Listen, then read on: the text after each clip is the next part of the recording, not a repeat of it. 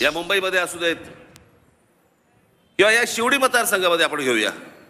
या शिवडी मतदारसंघामध्ये आहे मागच्या वेळेला शिवसेना भारतीय जनता पक्षाला लोकांनी मतदान केलं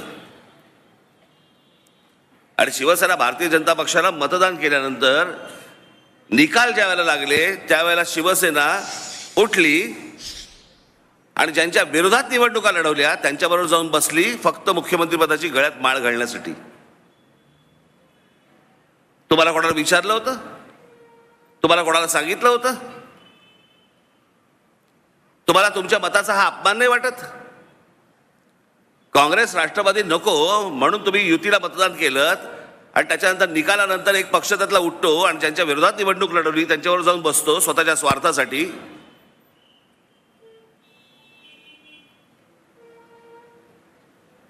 हे कोणतं राजकारण आहे?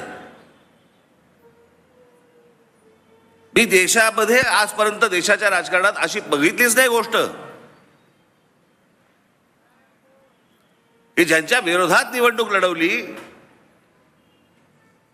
निकालानंतर त्यांच्या बरोबर जाऊन बसले.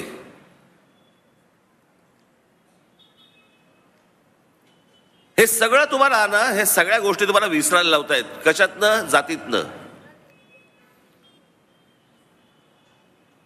म्हणून काल परवाकडे मी एक उदाहरण दिलं की छत्रपती शिवाजी महाराज गेल्यानंतर त्यांचं निधन झाल्यानंतर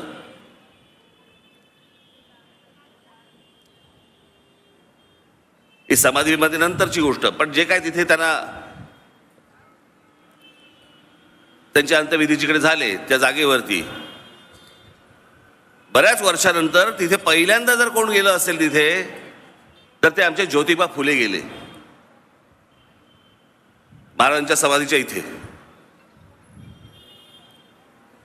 आणि त्यांनी पाहिलं की तिकडे काहीतरी सगळी अशी उद्ध्वस्त झालेली गोष्ट होती. अनेक लोक गेले असतील. आपल्याकडे काय मूर्खांचा बाजार आज नाही तेव्हा पण असेल. आणि ती उद्ध्वस्त केली कशासाठी? की त्या समाधीमध्ये काहीतरी लपवलं असेल.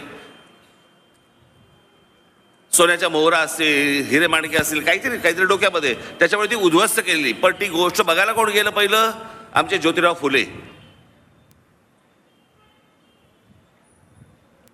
ज्योतिराव फुल्यांनी तिथे शपथ घेतली की मी इथे एवढंच फक्त सांगतो की तुमच्या विचारांचा मी प्रचार करीन.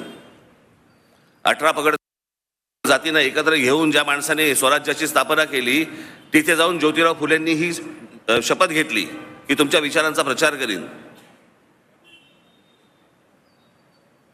त्यानंतर कोण गेलं तिथे? त्यानंतर लोकमान्य बाळ गंगाधर टिळक गेले. त्यांनी ती सगळी परिस्थिती आणि अवस्था बघितली आणि त्यांनी तिकडे निश्चय केला की महाराजांची इथे समाधी बांधली पाहिजे.